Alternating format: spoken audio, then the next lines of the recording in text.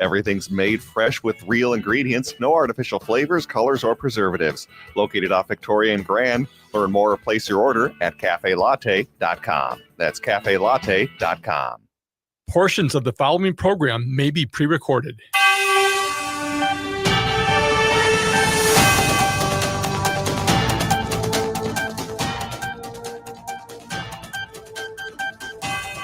You are listening to a special broadcast of AM 950 News from the studios of AM 950 KTNF, the progressive voice of Minnesota, and airing on WCPT 820 Chicago's Progressive Talk. I am John Parker. We are preempting our regular broadcast of The Gailey Show to continue our coverage of the shooting death of Alex Preddy in Minneapolis this past Saturday morning, as well as new updates of Operation Metro Surge. But breaking right now, as we're going on the air, there has been a shooting in Arizona involving Border Patrol agents. So reading here from the Associated Press, one person was shot and in critical condition Tuesday in a shooting involving the Border Patrol near the U.S.-Mexico border. The Pima County Sheriff's Department said it was working now with the FBI and U.S. Customs and Border Protection in response to the shooting. It was in Arivaca, Arizona, which is about 10 miles away from the border. It involved a Border Patrol agent and a suspect, according to Pima County Sheriff's Department, telling that to the Arizona Daily Star, reporting that information out. The Santa Rita Fire District said it responded to the shooting, and there was one person who was wounded. One person who was wounded is in custody. The patient care was transferred to a local medical helicopter for rapid transport to a regional trauma center. That is all the information that we have right now. Unclear if there is any video related to the shooting. I imagine, though, we will start to know that very shortly if there is any video from legal observers of what happened here. But breaking news as we are just going on the air, there is a shooting involving Border Patrol leaves one in critical condition near the U.S.-Mexico border. Here in the Twin Cities, Border Patrol Commander Gregory Bovino is supposedly out of the state. We actually don't know if he's left yet, but the expectation is that he is either already gone or is going today. That was announced yesterday by the White House. They also said that he is not losing his job, but he is headed to California, is our understanding, where he will take on other duties. So he is leaving. We do not know yet how many agents have left Minnesota along with him. Yesterday in their announcement, they said in the conversations they had with Governor Walz and with Minneapolis Mayor Jacob Frey that agents would also be leaving along with Bovino, but we still don't know how many, if any, have been assigned elsewhere. We do know the agents who were involved in the death of Alex Preddy, shooting and killing him. They are no longer in the state. So they have been reassigned to other areas. We don't know if they're together. We don't know if they're in separate locations. There are reports they're on administrative duties, not out in the field. So, there's that for right now. Tom Homan, the border czar, is here now, got here yesterday. He's met with Governor Walz and Minneapolis Mayor Jacob Frey. Both of them said to him in no uncertain terms that Operation Metro Surge must end immediately. Governor Walz also, in a statement to the public and to the press, said that he called on Homan to have impartial investigations into both the shooting deaths of Renee Good and Alex Preddy. and that Walz said he wants an end to the campaign of retribution against Minnesota. What we do know in terms of specifics is that the Minnesota Department of Public Safety will be the primary liaison with Homan moving forward. There haven't been a lot of at least reported ICE activity here today. Looking at where ICE raids have been happening, we don't have a lot to report out here. There are a lot of outlets reporting that there aren't any signs that the immigration, that the number has come down. There were reports of 2 people detained in Columbia Heights earlier on Tuesday. There's video of that. There's still a number of, if you go to the website People Over Papers, you can see there are still a number of operations happening throughout the metro. Well, and we know that baby Bambino has been hiding out in Maple Grove, and there was a protest up there because we finally figured out where he was. I hope he never has another restful night the rest of his life. I'm going to speculate a little bit, because I think this is what every good citizen does. We hear these vague statements that he's leaving and some agents are leaving with him. So I've come up with a scenario that makes sense to me. It's not an optimistic scenario, but I always hate to be surprised by bad news. So I say, well, let's say he and 200 of the criminals have left. That seems like a conservative estimate. And that Tom Homan's going to be in charge of 2,600. I'm saying 100 good people, 2,500 bad people. That's my theory, so that I can calm down about what's going to happen, what's going on. That's my assumption. If the government would do its job and release any kind of statistics, we would know more specifically what's going on, but they're deliberately trying to haunt us with, terrible communication.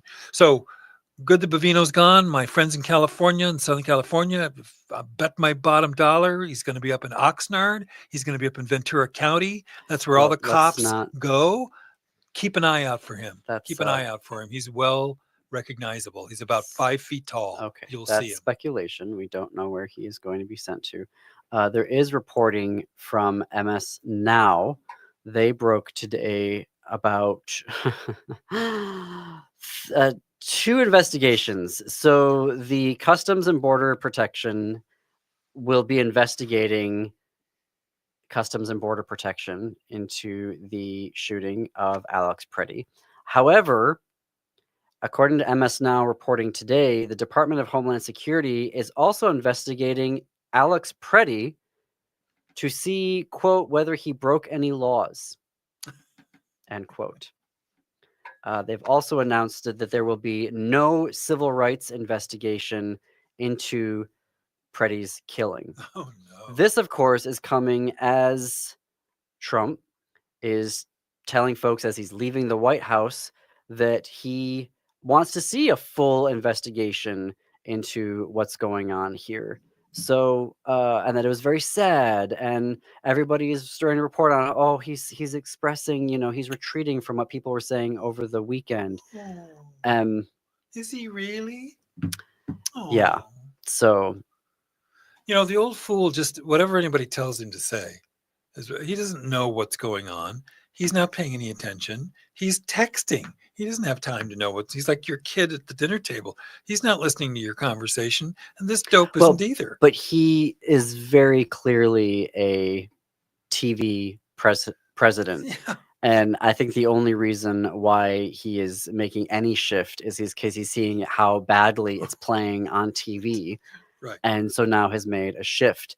The problem, as always, with the Trump administration is that they say one thing and they're doing another. So he's going in front of the television cameras to have a different episode of television in his mind of Trump today. Right. And where he's, playing the role of the concerned president who wants to see a, full investigation. And this is all very sad. And yet his agencies, Custom and Border Patrol, they're the ones who committed the alleged crimes. They're going to be investigating themselves.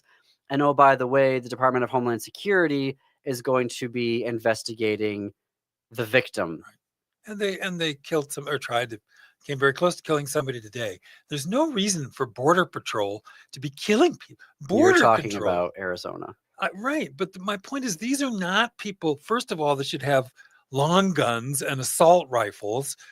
These are, good Lord, people, think about what it is they're doing. They don't need to be armed like they're going into Vietnam. It's ridiculous. I want to pick up that point because part of the issue that people are speculating of why Trump has been saying what he's saying is that gun rights groups are freaking out right now. Yes.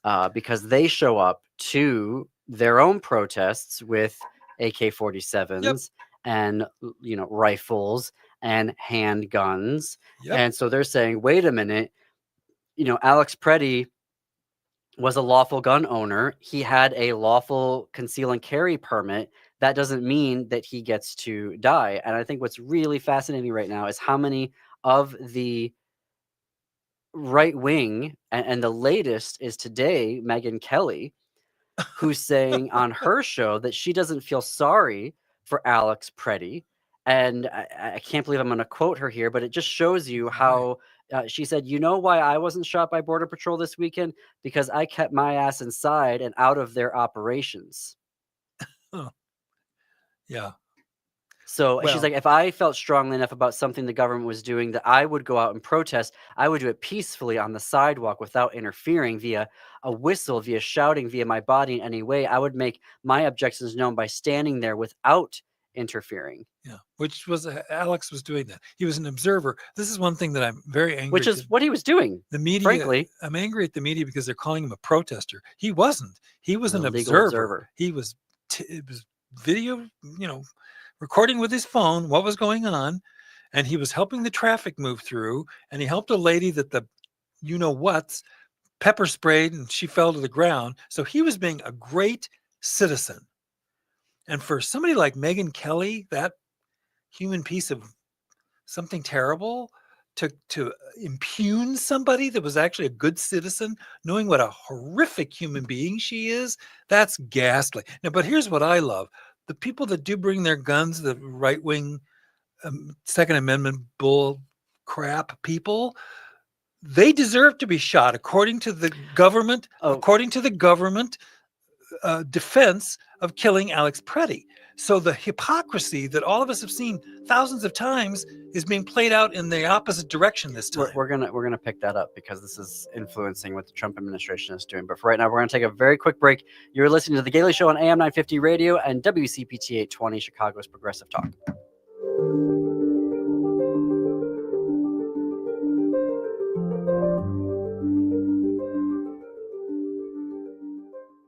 Get ready to zoom into a world full of color, música, and alegría at Children's Theater Company. Go Dog Go, Ve Pero Ve is a bilingual musical bursting with playful, high-speed energy as dogs drive, swim, and race to the big dog party. This joyful espectáculo blends English y Espanol with expressive physical storytelling. Go Dog Go is sure to have you laughing, moving, and howling with delight. On stage January 20th through February 22nd. Tickets at childrenstheater.org.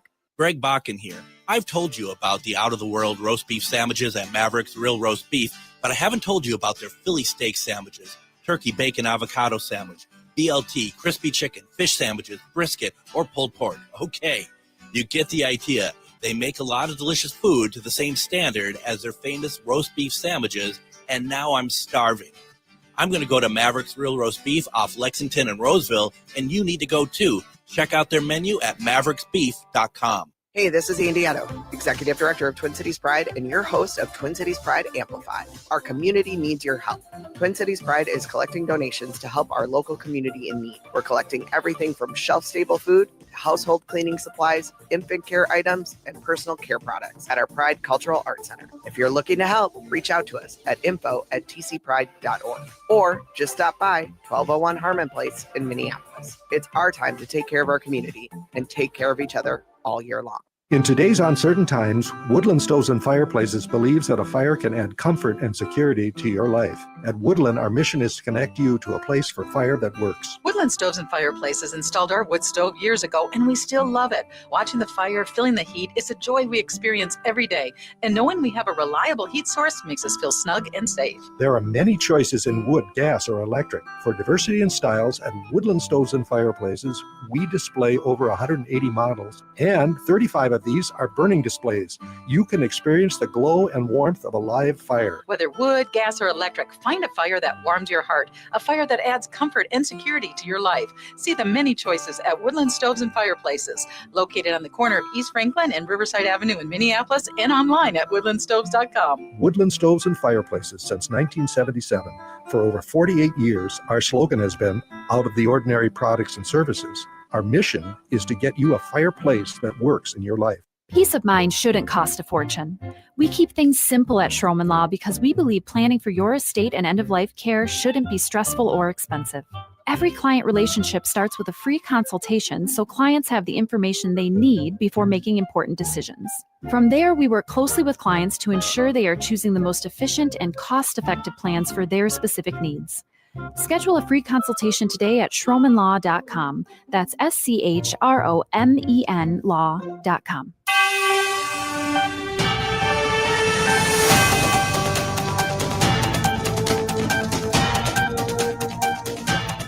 Welcome back to a special broadcast of AM 950 News. I am John Parker. We're preempting our regular Gaily Show broadcast that we would air because we're really focusing in specifically on Operation Metro Surge and the shooting death of Alex Preddy this past Saturday by Border Patrol agents. Reminding you of the breaking news that is happening over the past hour is there has been one person is in critical condition after a shooting involving Border Patrol on about 10 miles from the U.S. border in Arizona. So not a lot of details left. Unknown whether or not there were any video from legal observers on what happened there. The patient was transferred to a local medical helicopter for rapid transport to a regional trauma center, according to the Santa Rita Fire District, who responded to the shooting. So we'll be monitoring that to see if there's anything else that comes out of that for the rest of the hour.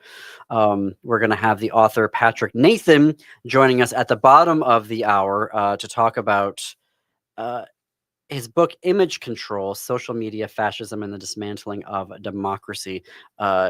Really interesting conversation forthcoming with him about the videos and what we're seeing around that and the violence of that and how that's being used by the media. Jim, you were making a point before we went to break around how this administration, which touts itself as the most pro-gun administration of all time in the history of the Republic, is now saying that if you bring a gun to a protest, then you should be expecting to be engaged in gunfire. And the NRA and other gun rights caucuses in Minnesota and throughout the country, and all leading gun advocates who are elected officials are saying, whoa, wait a minute, that's not our policy, is it? So they've been coming out. Of course, they have to take the opportunity to blame Democrats in Minnesota, Governor Walz, Mayor Lee in St. Paul, Mayor Fry in Minneapolis, saying, well, if they had only cooperated with ICE, then somehow this wouldn't be happening, which is ignoring all of ICE's tactics to be as cruel as possible, to be as aggressive as possible, as demonstrated by all of their activities, not just here in Minneapolis, St. Paul, but also in Chicago and elsewhere where they have been conducting operations. But I wanted to also, did I get to your point there, Jim, that that's their... Yeah, it's consistent. It would be consistent for right-wingers with guns at protests to be shot by law enforcement because they dared to bring a gun. So that's what we should expect. That is what the Trump administration is now saying, is if you bring a gun to a protest, then expect to engage in gunfire with we're going to shoot you. Law enforcement who's there. But that is not what they want to happen at their Republican National Convention or at their protests when they're really upset about drag queens reading to Yes. kids. And I say that because Yes. we have seen protests where they have come to libraries to say you shouldn't have drag queens reading to kids, and they show up with weapons. Oh, yeah. With guns. Yeah. You don't need that kind So, of weaponry for border. You know, why do they get to do that and everything's a-okay there, where we have another individual here who is engaging his constitutional rights both to legally observe what ICE is doing and to document that, and wasn't engaging with Border Patrol agents. We all saw the videos, wasn't doing that.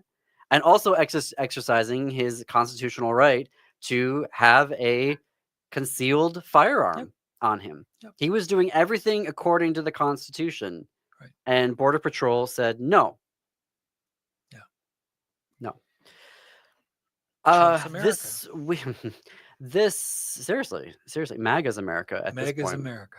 Yeah. Over the weekend, Dangerous place. the CEOs of Minnesota's largest businesses finally put out a letter. They called for immediate de-escalation of violence in the state. And these, the CEOs of Target and General Mills and United Health Group and 3M, who have all been criticized since the beginning of Operation Metro Surge for not saying anything. There was even an interfaith sit-in the corporate headquarters of Target. Over 100 faith leaders sat in there and said, we're not leaving until Target CEO agrees to a meeting with us. They did have that meeting last week, waiting to see what came out of that. But they released a letter that basically, said we need to have an immediate de-escalation. They said local and federal officials need to come together to foster progress. I guess it's a letter. They've put out a letter. I guess they put out a statement. It doesn't really, I'm not quite sure what exactly it says. It was an embarrassment. I have never been so disgraced by the Minnesota. Well, I have one other time.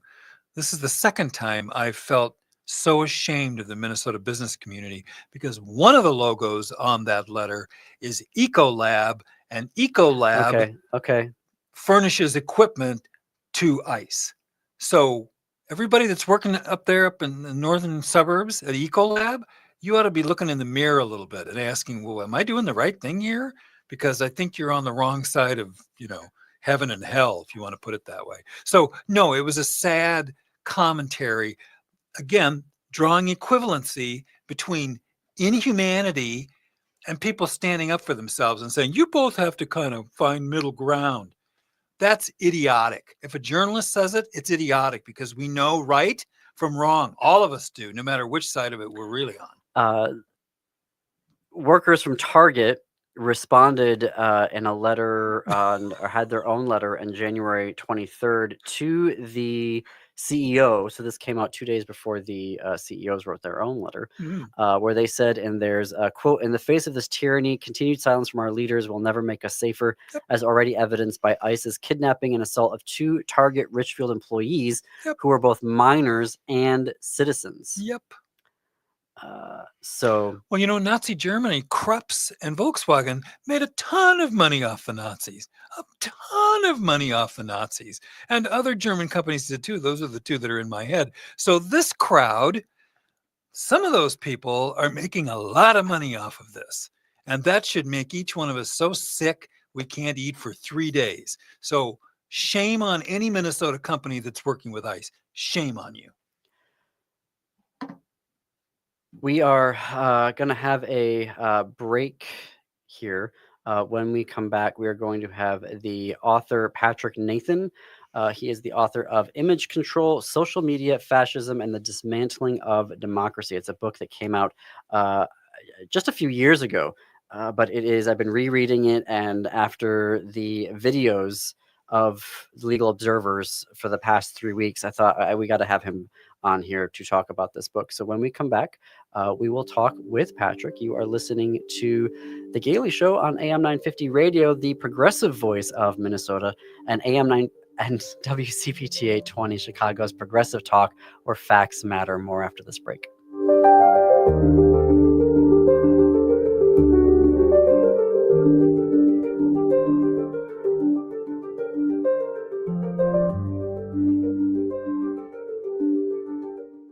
Hi, Minnesota. Stephanie Miller here. Join me every weekday morning from 8 to 11 for a humorous look at politics and current events on AM 950, the progressive voice of Minnesota. Theater in the Round Players is kicking off the year with a beautiful new production of How to Catch Creation. It's a soulful drama centered on the powerful legacy of a Black feminist writer from the 1960s. Her story reaches across time, weaving together the lives of 4 artists searching for art, family, and a place to belong. You'll be captivated by this profound exploration of identity. Experience How to Catch Creation at Theater in the Round now through February 8th. Tickets at theaterintheround.org. Hey, it's Beth from Big Hill Books. Yes, the happiest bookstore in the Twin Cities. When the world feels too serious, we say grab a book, pet a cat, and let Gigi the shop dog remind you joy still exists. Because reading and smiling are both acts of resistance. Find us at 405 Penn Avenue South in the lovely Bryn Mawr neighborhood, or visit bighillbooks.com. Be sure to say hello and tell the gang you heard about us on AM 950. Hey, it's Patrick for Zero Res. Pretty much everybody I talk to.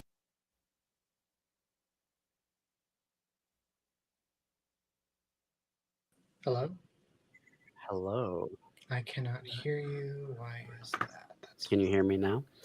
I am going to talk. The test works. So you hear what I am saying. I can't see what. Can you hear me now? Can you hear me now? No? Do you see the private chat on the right side of your screen?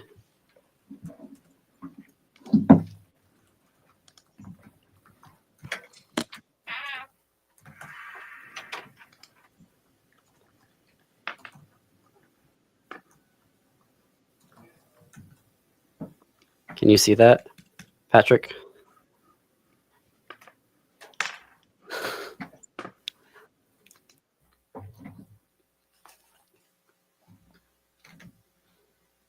Care of it for you.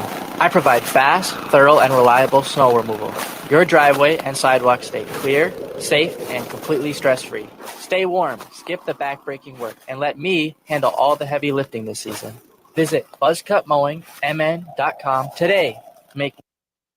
All right. Can you hear me now? Yeah. Okay. There we go. We've got 30 seconds before we come back in. So we figured it out. Good to see you. Yeah, you too. 2 below and Wednesday sunny with a high near 7.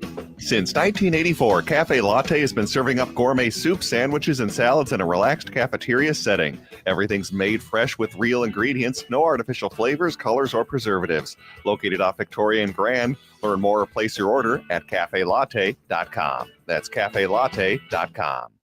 You're listening to AM 950, the progressive voice of Minnesota.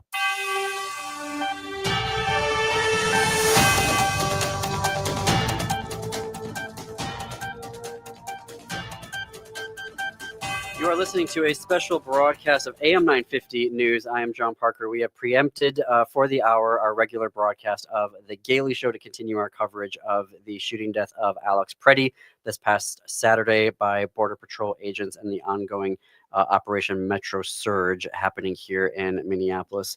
No new updates. We're following the breaking news out of Arizona of the shooting involving a Border Patrol agent on the border about 10 miles from the U.S.-Mexico border. One person is in critical condition. We'll continue to monitor that and bring in any updates as they become available. With the videos that we have been seeing from legal observers and the photographs that we've been seeing all over social media happening as Operation Metro Surge has surged here in Minneapolis. That coincided incidentally while my reading of Image Control, Social Media Fascism and the Dismantling of Democracy. The author is Minneapolis-based writer Patrick Nathan. And as I've been covering what's happening here and also consuming a lot of media about what is happening here, I thought I've got to bring Patrick on to talk about his book. Patrick is the author of Image Control, Social Media Fascism and the Dismantling of Democracy, which came out in 2021. As well as Some Hell, which was a finalist for the Lambda Literary Award. His new novel, which we absolutely loved here, and how we originally met Patrick, The Future Was Color, came out in 2024. It has been come to our attention many times of how good that novel is, and if you haven't read it, you need to. He also writes Entertainment Weekly, Weekly spelled Weakly, which is a Substack newsletter about culture, technology, politics, and art. Patrick, it is so good to see you again. It's been a long time since we've talked. Yeah, you too. I think I've been all over the place and just got into a new apartment. As you know, anyone who's watching on the video can see the total mess behind me. But hello. Hello. Well, I love all the books. I love all the books behind you. All right. So early in your book, which I'm holding up here for folks who are watching on YouTube, and we have a link in the show notes for you to get your copy. Early in the book, you're talking about our faith in photos, in the sense that one might exist that is so terrible that will change our lives because of it. And here we've been having videos, multiple videos of people being shot to death by ICE, by Border Patrol. And the idea that if we document this, eventually there will be one that is just so terrible that will wake up, come to our senses, and stop all of this. And these videos have now been, they're there to document evidence. There's illegal observers documenting evidence of a crime, and yet they've been captured by US media, and now they're being analyzed frame by frame. And essentially, they're being turned into content. And if they're being turned into content, then they're now part of our media economic system of profit making, which sounds horrible to be saying that, because these are videos that are supposed to be documenting evidence of a crime. Unpack for us your arguments that you're making in the beginning of your book about how there are no last photographs. Yeah, so my kind of intent was to highlight how we always think there's going to be some sort of image or video or spectacle that will be, like you said, so horrible that it will put an end to the opportunity to capture such a photo or a spectacle. But I think even since I've written the book, I think the widespread coverage of atrocities in Gaza has made very clear that there will always be a lower depth to plunge in terms of the things we can see. I think the videos of children in particular that came out of Gaza were almost traumatic just to see them, if that makes any, not just to witness it, but to see it. And now, this morning, I think it's an interesting, I wouldn't call it an inversion, but maybe a challenge of that with the video of Alex Preddy, that there finally was a video that changed something in a certain way. And I think that's more of who's in the video than it is what the video is. We can talk more about that later, but it's interesting to see the difference between this most recent kind of, as Sarah Matthews would call it, political snuff film, versus the Renee Good video. How a lot of people circulated both of them, but it's with the second video that we almost get a different kind of inflections from certain political, perspectives. And with the Renee Good video, it was almost like whoever wanted to see that and see a terrorist being executed, that's what they saw. But with the Alex Preddy video, it's a lot harder to make that same, it's a lot harder for those people to make that same connection or to see what they want to see in it. And I think, again, that involves a lot of who's actually in the video, not so much what the video is. Can you talk to us, because you do such an amazing job in the beginning part of your book, and we would need like 7 episodes to get through the appropriate conversation of your book. So I'm grateful that we have this time together.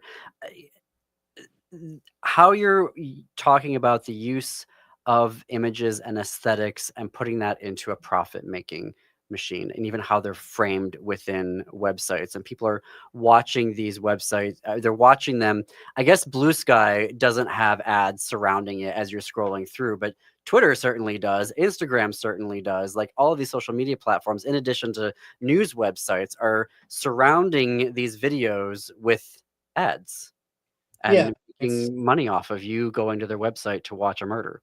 Right. It's kind of a logical extrapolation of the kind of 24-hour cable news setup that began in the late 80s, where, you know, you have, I think it was, oh my God, I can't remember. I think it was, I got this term from Chomsky, but he's quoting somebody else, where they talk about the news hole, where they have this empty space of like, we have the apparatus to talk about the news, so we have to go find out what the news is. And these kind of user-generated videos have now become a very easy way for networks and social media platforms to basically get engagement with the news, regardless of what the content is. And as with most content, the more inflammatory, the more salacious, the more, the more there's the sense of like, you've never seen this before, obviously the more it circulates. And, you know, a company like Twitter, or a company like TikTok, a company like Instagram definitely sees higher levels of engagement when there is one of these videos circulating. And kind of my interest with the book was to kind of delve into the ethics of something like that, where on the one hand, there is this sense of awareness, there is a sense of using this material to change someone's mind. I think we saw that in 2020 with the George Floyd murder on video, where a lot of people who had never really had to see that before, or had never encountered it, suddenly were confronted with a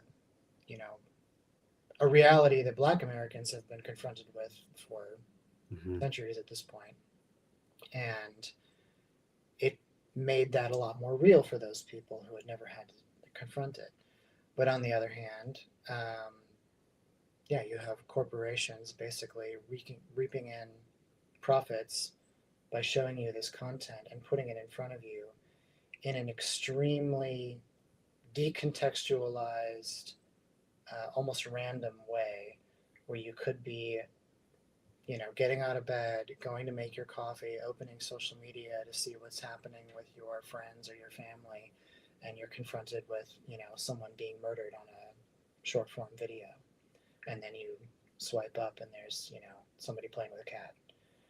And it's my kind of interest with my book was how does that kind of flatness or decontextualization turn images or videos into currency? And how does that currency translate to one's own kind of social capital, but also the literal capital of the people who own the platforms? You write in the book about Trump's deployment of noise to create confusion and fear, and that a terrified and uninformed populace is robbed of its ability to self-govern, paraphrasing you there. This dictatorship, you go on to, again, paraphrasing you, this dictatorship was the single greatest source of entertainment our nation has seen.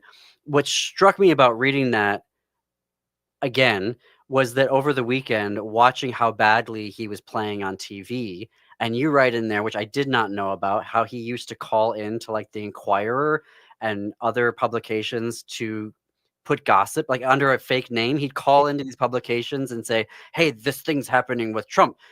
This is John Parker calling. He'd come with a fake name. He sees how terribly he's playing on TV. So now suddenly this is all very sad what's happening, and he wants a full investigation. Can you talk about his deployment of noise to create confusion and fear, but then how that's leading to this fascist moment that we're living in that you articulate so perfectly in the book? Yeah, I think there's a really great book by Elaine Scarry called Thinking in an Emergency.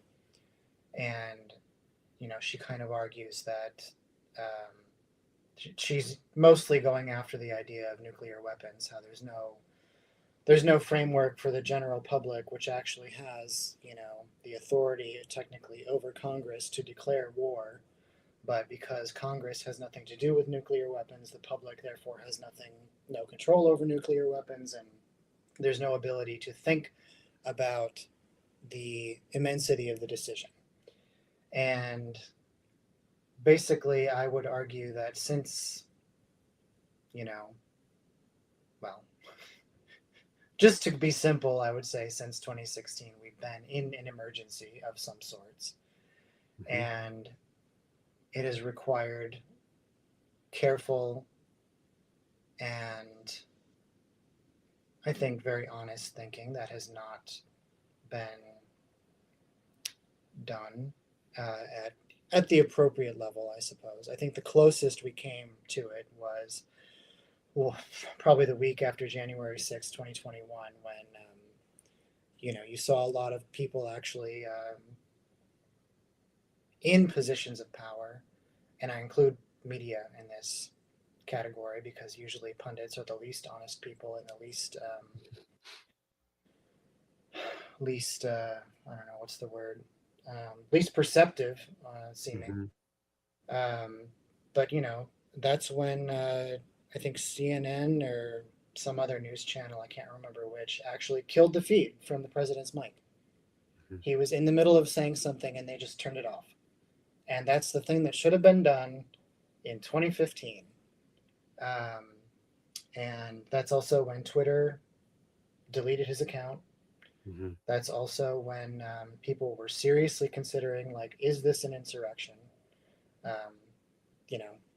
So like, that was the rare moment where I felt like people were actually thinking. And since then, when he basically announced that he was going to run again, the entertainment system ramped back up again. I want to pick that up when we come back from a break that I have to fit in right here. We're talking with Minneapolis-based writer Patrick Nathan, author of Image Control, Art, Fascism, and the Right to Resist. We have a link in our show notes for you to buy your own copy. We have another link for you to connect with Patrick as well. You're listening to a special broadcast of AM 950 News on AM 950, KTNF, the progressive voice of Minnesota, and WCPT 820, Chicago's progressive talk, where facts matter.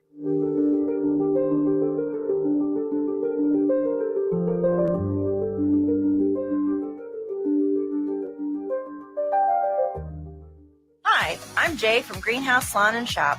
If your current salon experience feels rushed or impersonal, come feel the difference at Greenhouse. Our artists create personalized styles in a warm, inclusive space, and our shop is full of unique gifts from local women makers. See some of what's in store and book your appointment online at greenhousebryn-mawr.com. Better yet, stop by 403 Cedar Lake Road South in the quaint Bryn Mawr neighborhood of Minneapolis. Greenhouse, where every client feels cared for. Uncover the rich history of Minnesota through Whoosh, a lively and deeply moving ghost tale. Solo artist Andrew Erskine Wheeler masterfully brings to life a range of characters, intertwining the rich history of St. Anthony Falls in the post-Civil War era with the story of its Irish heritage. This award-winning show weaves a hauntingly local and unforgettable ghost story through compelling song and storytelling. The History Theater's Whoosh plays January 29th through February 22nd. Find tickets at historytheater.com. Hey, it's Patrick for Zero Res. Pretty much everybody I talk to is ready to leave 2025 behind. So what better way to do that than quite literally have Zero Res come over and clean that 2025 dirt out of the house. Pretty much any surface in your home can be Zero Resified, from carpets, tile, rugs, upholstery, hardwood, and so much more. Zero Res can take care of it all, so it's time to call the cleaning pros. Start your freshest year yet in 2026 with Zero Res's biggest sale ever in celebration of the new year, and wash 2025 right out of your home with this deal. This month, you can get 3 rooms of carpet clean starting at just $119 and a free hallway, plus 15% off regularly priced services like air ducts, upholstery, area rugs, tile, hardwood, and more. Call 952-ZERO-RES or go to ZeroResMinnesota.com and ask for the AM 950 special. Backward or forward spells the same. Zero Res. Hey, Francois, have you made any New Year's resolutions? Non. Well, mine is to learn some French. Can you help me? Bien sûr. How do you say this? Can I buy you? Est-ce que je peux t'acheter Macaroons from Nicolette's. des macarons de Nicolette? Now, say it all at once. Est-ce que je peux t'acheter des macarons de Nicolette? Oh, absolutely. I'll have a box of raspberry rose, blueberry cheesecake, and chocolate. Mais c'est quoi ça?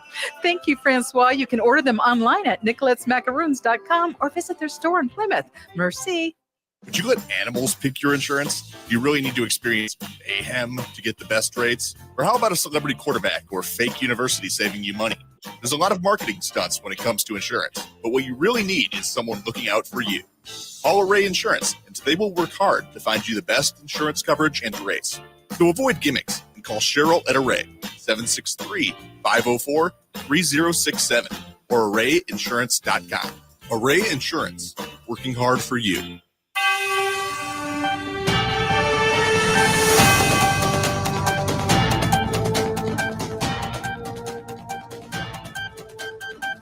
You're listening to a special broadcast of AM 950 News from the studios of AM 950 KTNF, the progressive voice of Minnesota, and airing on WCPT 820 Chicago's Progressive Talk.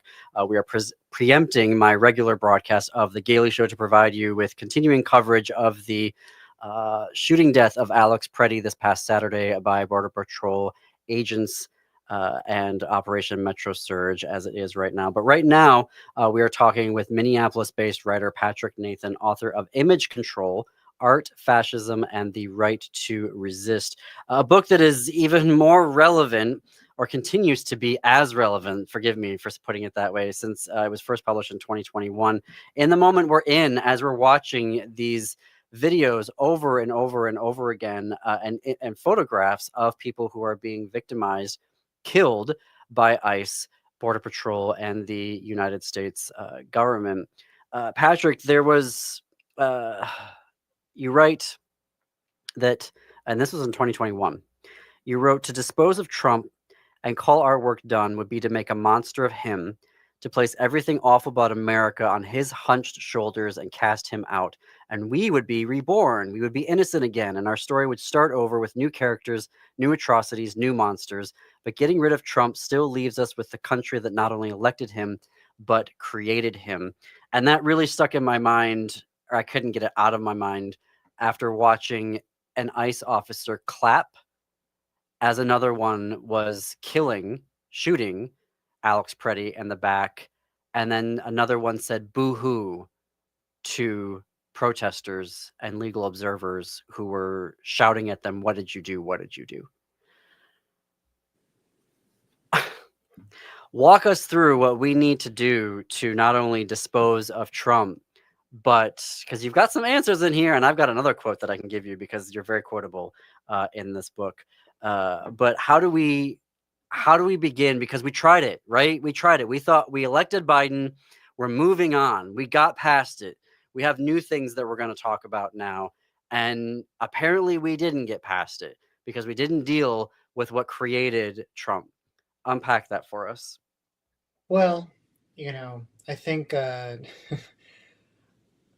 want to preface this with a caveat that, this is kind of the same thing that like an untrustworthy pundit would say, especially back in 2016. But, there was a lot of talk about, why did these people vote for Trump, and, what exactly was the need that the Democratic Party wasn't filling. Well, turns out that's a very long list.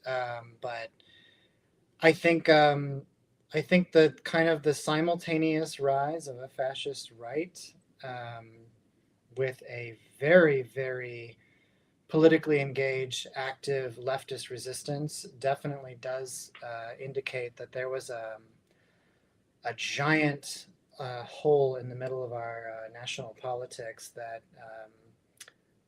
the Democratic Party in particular, but liberalism generally, which took the turn to neoliberalism back in the 90s,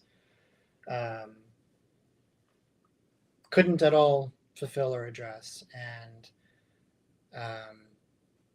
you have more and more people suffering, more and more people literally dying, while one party says, we're all doing great, we're all celebrating each other, and we're all going to continue on into the glorious future, when you look around and the reality is obviously not the case. And then you have the other party in the form of a very charismatic, and I'm sorry to say, funny person, stand up and say, this is all not true, and these people are lying to you, and I'm going to fix it. And, as with most fascist solutions, the answer was racism, hatred, exclusion, death, and doing so in a very humorous register, which is, I think, there's a great Saul Alinsky quote. He wrote the book Rules for Radicals in the 70s, which says that basically as soon as you lose humor, you have lost your ability to use rhetoric.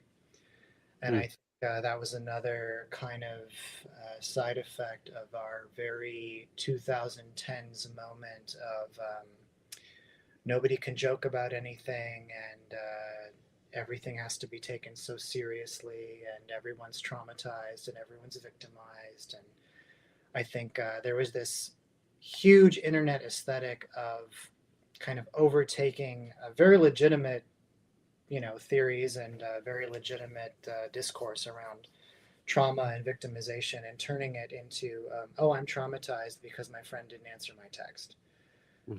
So you have basically the right disqualifying people by saying this person's a terrorist, so they're not worthy of compassion.